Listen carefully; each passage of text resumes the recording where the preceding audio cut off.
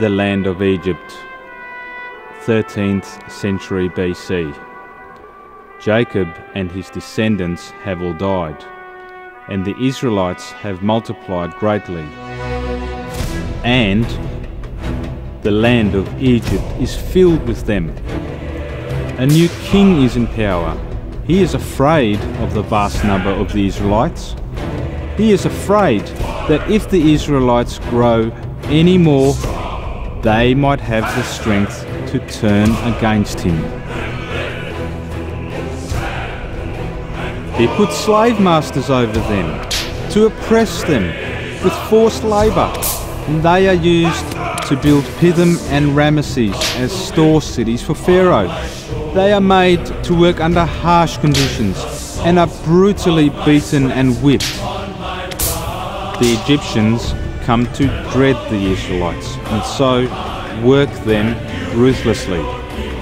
They make their lives bitter with hard labour, with bricks and mortar, and with all kinds of work in the fields. The Egyptians use them without pity.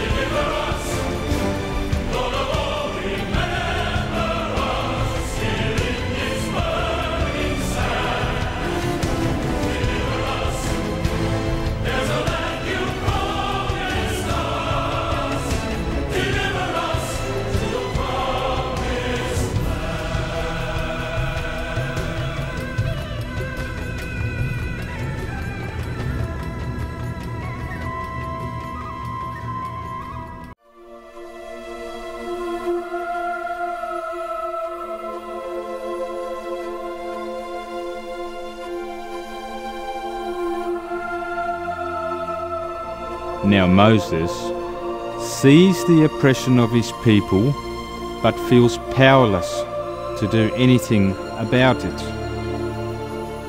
40 years after Moses leaves Egypt, he is tending to the flock of his father-in-law, and he comes to a place called Horeb, the mountain of God. An angel of the Lord appears to him in flames of fire from within a bush. The bush is on fire, but it does not burn up. God calls to him from within the bush, Moses! Moses!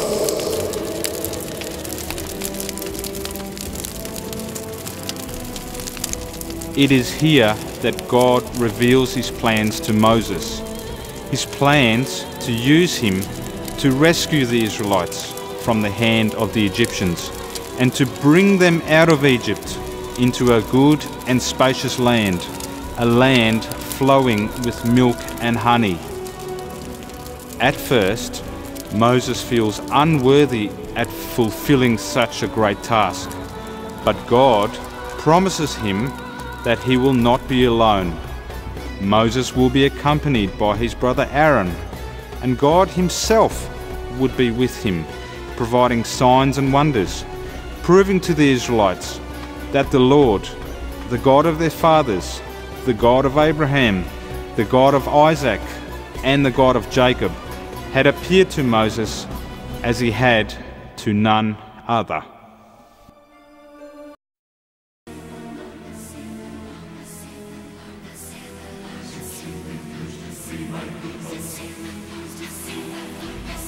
Listening to God's commands, Moses approaches the Pharaoh of Egypt. He demands the freedom of the Israelites from the oppression the Egyptians had imposed upon them. Moses warns him of the mighty wrath of God if Pharaoh was to disobey. The Pharaoh ignores Moses' pleas and makes the Israelites work even harder. God asks Moses to approach the Pharaoh a second time. This time, the Pharaoh asks Moses and Aaron for a miracle to prove that they are really sent by God.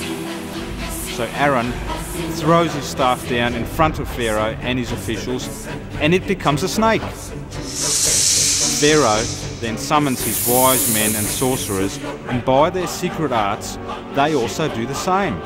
Their staffs also become snakes. but Aaron's staff swallows up their staff. The Pharaoh, however, is still reluctant to believe. His heart becomes hard and he will not listen to them, just as the Lord had said.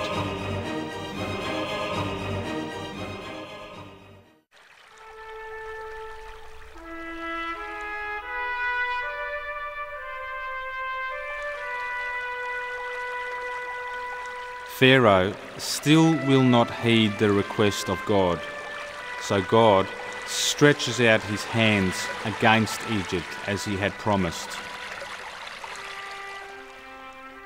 As a sign of his mighty judgment, the water of the Nile is turned into blood.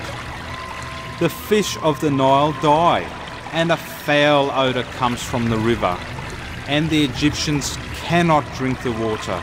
The blood is everywhere in Egypt, in the streams and canals, the ponds and all the reservoirs. The blood is even in wooden buckets and stone jars. But by their secret arts, the Egyptian magicians do the same thing. So Pharaoh becomes adamant. He will not listen to Moses and Aaron, just as the Lord had commanded. Instead, he turns and goes into his palace.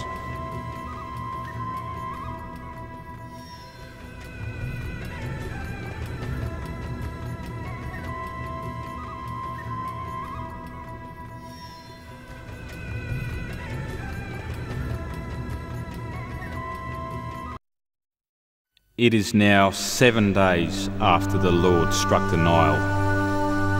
Moses again approaches the Pharaoh to set the Israelites free.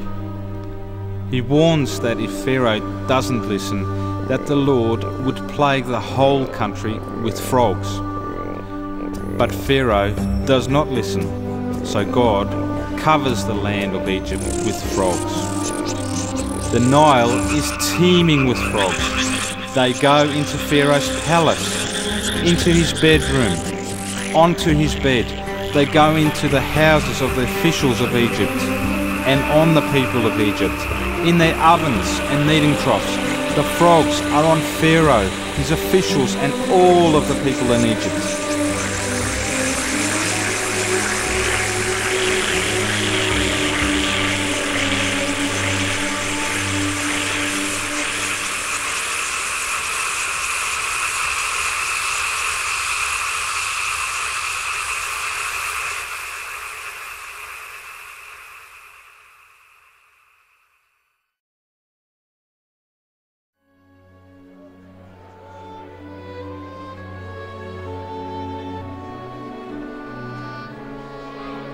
God brings upon Egypt plague after plague.